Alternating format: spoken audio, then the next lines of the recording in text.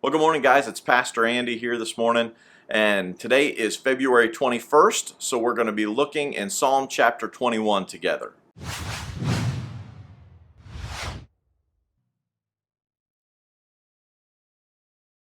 Well, Psalm chapter 21 is kind of a continuation of Psalm chapter 20 that we talked about yesterday. In Psalm chapter 20, David is praying for a victory. He's asking God to bless them as they go into battle.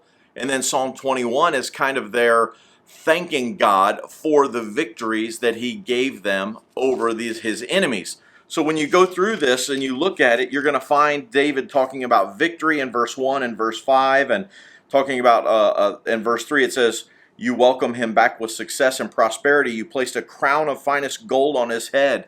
That crown of gold is a blessing of God. David was saying it almost feels like this victory, like a second coronation of me being king, or God proving that I really am the king. I am the anointed one. God kind of putting his exclamation point on David's calling and on David's life. And then the thing that really jumped out at me the most in this chapter is when you get down to the very last verse, verse 13, when David's wrapping the whole thing up. It says, rise up, O Lord, in all your power. With music and singing, we celebrate your mighty acts. When I read that, I thought, how many times was David praying for victory in Psalm 20? And then we get over to Psalm 21 and we see him praising God for answering his prayer.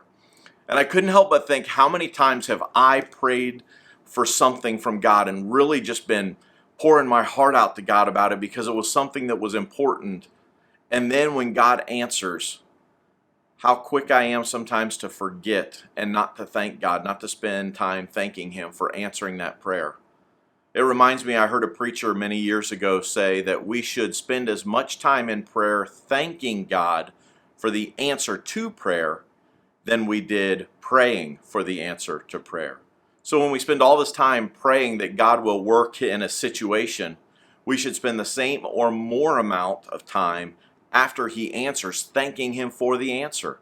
But so many times as Christians, we're just not grateful.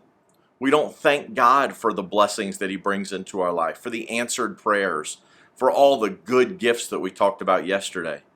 But we really should. We should be people who are marked by being appreciative, thankfulness. We read about it all through the scriptures. So the thing I want to encourage you with today is be thankful. All those things that you've been praying for and those answers to prayer that God has brought into your life, spend some time thanking him for it.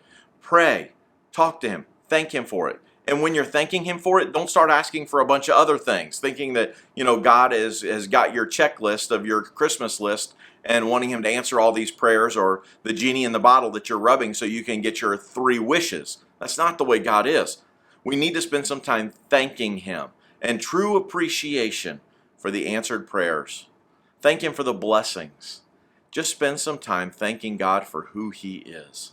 So I encourage you as you go through today, yes, get in God's word, read it, spend time studying it, but take the day and just be thankful for what God has done. I know it's not Thanksgiving time, but we should be thankful all year round, not just at Thanksgiving. So spend some time today thanking God for the answered prayers in your life. And until tomorrow, God bless you and have a great day.